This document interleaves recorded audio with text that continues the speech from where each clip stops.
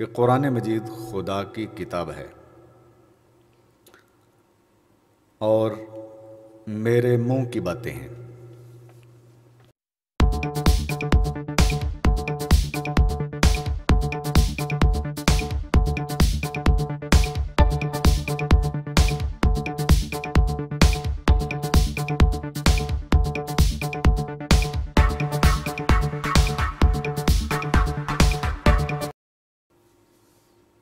اعوذ باللہ من الشیطان الرجیم، بسم اللہ الرحمن الرحیم۔ ناظرین، مرزا قادیانی کے عقائد اور اس کے خیالات کے حوالے سے یہ لیکچرز جو میں اپلوڈ کر رہا ہوں، میرے اس سے صرف اور صرف دو مقصد ہیں۔ نمبر ایک، کہ اگر کوئی کسی غلط فہمی کی بنا پر یا کسی کے دھوکے میں آ کر یا کسی مادی دنیاوی لالچ میں آ کر ایسے غلط عقیدے کا حامل ہو گیا ہے تو اللہ کرے اسے توبہ کی توفیق نصیب ہو جائے۔ اور دوسرا مقصد یہ ہے کہ جھوٹ کو اس قدر بولا جا رہا ہے کہ نئی آنے والی نسل شاید اسے سچ سمجھنے پر مجبور ہو جائے۔ تو اس کا دوسرا مقصد یہ ہے کہ جو ہماری نئی نسل ہے، نوجوان ہیں اور بچے ہیں، وہ مرزا قادیانی کے صحیح عقائد کو اس طرح سے جان جائیں کہ وہ کسی بھی طور پر اپنے ایمان اور عقیدے کو خراب نہ کر بیٹھیں۔ اور میری دعا ہے کہ رب ذوالجلال والاکرام میرے ان مقاصد کے پیش نظر میرے لیکچرز کے اندر برکت عطا فرمائے۔ تو آئیے دیکھتے ہیں آج کے لیکچر میں میں مرزا قادیانی کے اس عقیدے کے حوالے سے بات کرنا چاہتا ہوں جس میں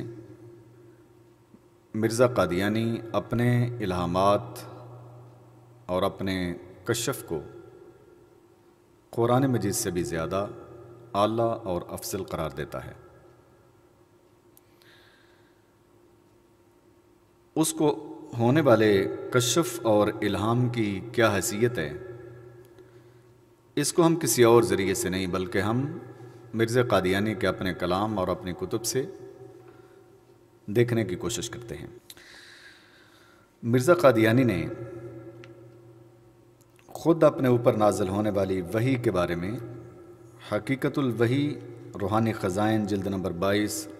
صفحہ نمبر 407 پر یہ لکھا ہے کہ خدا کا کلام اس قدر مجھ پر نازل ہوتا ہے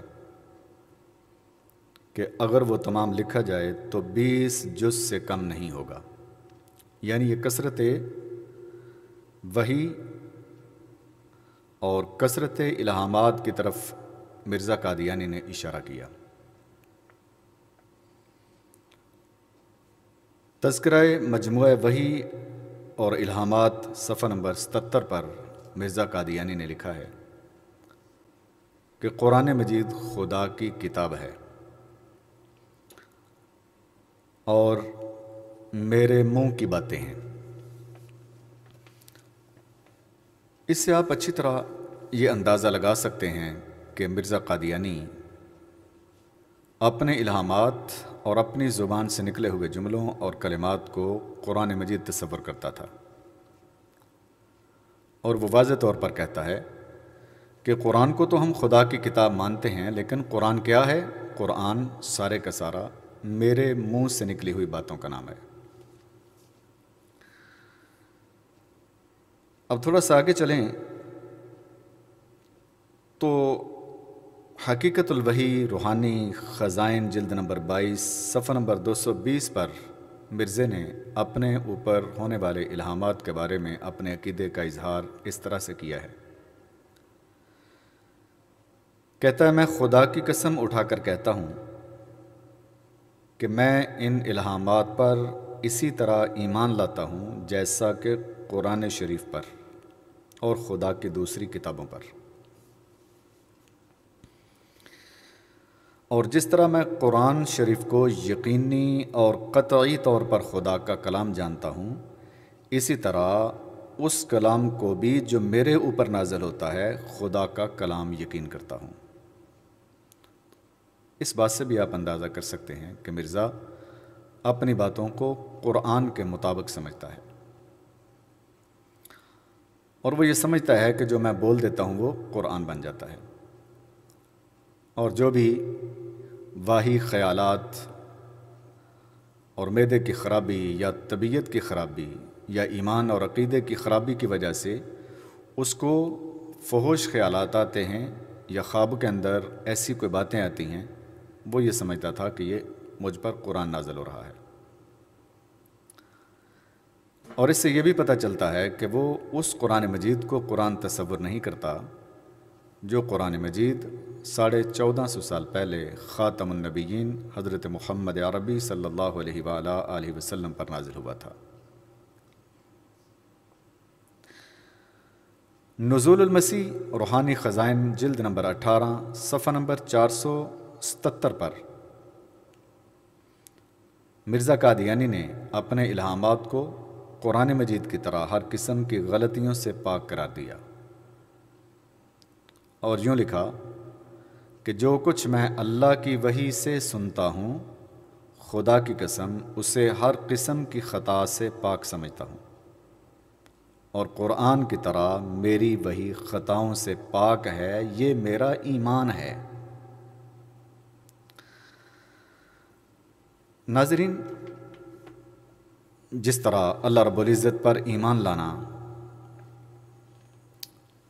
انتہائی ضروری ہے، اسی طرح اللہ کی نازل کردہ کتابوں پر ایمان لانا بھی اتنا ہی ضروری ہے۔ ہر مسلمان کا بچہ ایمان کی صفات پڑھتا ہے، آمنت باللہ و ملائکتہ و کتبہ و رسلہ والیوم الآخر والقدر خیرہ و شرہ من اللہ تعالی والبعث بعد الموت۔ قرآن مجید میں جگہ جگہ پر اللہ رب العزت نے اپنی ذات پر ایمان لانے، اپنے رسولوں پر ایمان لانے اور منزل من اللہ کتابوں پر ایمان لانے کی بات کی ہے۔ ظاہر ہے ان چیزوں پر ایمان لائے بغیر ایک مومن کا ایمان کس طریقے سے ثابت ہو سکتا ہے؟ اور اگر میں، آپ یا کوئی دوسرا تیسرا 1450 سال کے بعد اٹھ کر یہ کہے کہ آج کے دور کے اندر بھی مجھ پر اللہ کی وحی نازل ہوتی ہے اور جو میرے اوپر نازل ہوتا ہے وہ قرآن ہے، اور جو میری زبان سے نکلتا ہے وہ عین قرآن ہے، تو اہل ایمان کس انداز سے اور کس طریقے سے اسے اہل ایمان اور مومنین کے اندر شامل کر سکتے ہیں؟ ذرا سوچئے، وحی کا سلسلہ بند ہو چکا، الیوم اکملت لکم دینکم و اتممت علیکم نعمتی و رضیت لکم الاسلام دینا۔ رسول کریم صلی اللہ علیہ وآلہ وسلم پر نبوت کا سلسلہ ختم ہو چکا، لہٰذا اس کے بعد وحی نہیں ہے۔ لیکن کوئی شاطر، کوئی شہرت کا بھوکا، کوئی دماغی خلل اور خرابی والا بندہ اٹھ کر تھوڑے سے مبہم انداز کے اندر اپنی باتوں کو الہام اور کشف کا نام دے کر گاہے بگاہے اسے قرآن کی طرح یا اسے عین قرآن ثابت کرنے کی کوشش کرے، تو اس کے دماغی خلل اور خرابی کے اندر کیا شک ہو سکتا ہے؟ لہٰذا میری دعوت فکر ہے ایسے لوگوں کو جو کسی بھی وجہ سے مرزا قادیانی کو کسی بھی طرح کا نبی تصور کرتے ہیں کہ وہ مرزا قادیانی کی کتب کا مطالعہ کریں اور ٹھنڈے دل سے سوچیں، قرآن مجید کا مطالعہ کریں اور غور و فکر کریں کہ کیا رسول مکرم صلی اللہ علیہ وآلہ وسلم کے بعد وحی کا سلسلہ ہو سکتا ہے؟ اگر نہیں ہو سکتا تو پھر مرزا قادیانی بھی نبی اور رسول نہیں ہو سکتا۔ یہ شیطانی خیالات اور تصورات تو ہو سکتے ہیں، لیکن رحمان کی طرف سے نازل کردہ قرآن یا وحی کسی صورت کے اندر نہیں ہو سکتی۔ اگر وحی مرزا پر آ سکتی ہے تو پھر مرزا جیسا کوئی بھی شہرت کا بھوکا بندہ اٹھ کر قلقلاں کہے کہ وحی مجھ پر بھی نازل ہوتی ہے، تو ناظرین آپ کے پاس کیا دلیل ہے کہ مرزا پر تو وحی نازل ہوتی تھی لیکن کسی اور پر نازل نہیں ہو سکتی ہے؟ اس کا مطلب یہ ہے کہ ہم نے وحی کے سلسلے کو اتنا اوپن کر دیا ہے کہ ہر شعبدہ باز، ہر ڈرامہ باز اور ہر ایسا بندہ جو کسی بھی وجہ سے کسی بھی دماغی خلل اور خرابی کے اندر مبتلا ہے، وہ اٹھ کر یہ دعویٰ کرنا شروع کر دے کہ میرے اوپر اللہ تعالیٰ کی طرف سے وحی آتی ہے۔ میرے ملت کے نوجوانوں اور بچوں، فتنوں کے اس دور کے اندر جن کے بارے میں اللہ کے رسول صلی اللہ علیہ وآلہ وسلم نے دو ٹوک انداز میں یہ کہا تھا کہ ایک وقت آئے گا کہ فتنے بارش کی طرح تمہارے گھروں کے اوپر نازل ہوں گے، اپنے ایمان کی حفاظت کریں، اپنے عقیدے کی حفاظت کریں، اور کسی ایسے بندے کے پیچھے لگ کر اپنے ایمان کو خراب نہ کریں جس کا اپنا دماغ خراب اور اس کے اندر خلل واقع ہے۔ اللہ رب العزت میرے اور آپ کے ایمان اور عقیدے کی حفاظت فرمائے، اور ہم سب کو ہر طرح کے فتنوں سے اللہ رب العزت محفوظ فرمائے، بالخصوص ایمان اور عقیدے کے وہ فتنے جو صرف ہماری دنیا کو خراب نہیں کرتے بلکہ ہماری قبر اور ہماری آخرت کو بھی خراب کر دیتے ہیں، کیونکہ ان فتنوں سے بچنا دنیا کے فتنوں سے بچنے سے کہیں زیادہ اہم ہے، کہ دنیا کی زندگی انتہائی تھوڑی سی ہے لیکن آخرت کی زندگی دائمی زندگی ہے، جس کے بعد موت نہیں ہے، دائمی حیات ہے، بندہ مرے گا پھر جیے گا، مرے گا پھر جیے گا، اور ابداً خالدین فیہا، ہمیشہ ہمیشہ جہنم کی آگ کے اندر جلتا رہے گا۔ اللہ رب العزت مجھے اور آپ کو کریم آقا صلی اللہ علیہ وآلہ وسلم کو خاتم النبیین حقیقی معنوں کے اندر ماننے کی توفیق عطا فرمائے، اور ہمیں دنیا کے ہر قسم کے فتنوں سے محفوظ فرمائے۔ السلام علیکم ورحمۃ اللہ وبرکاتہ۔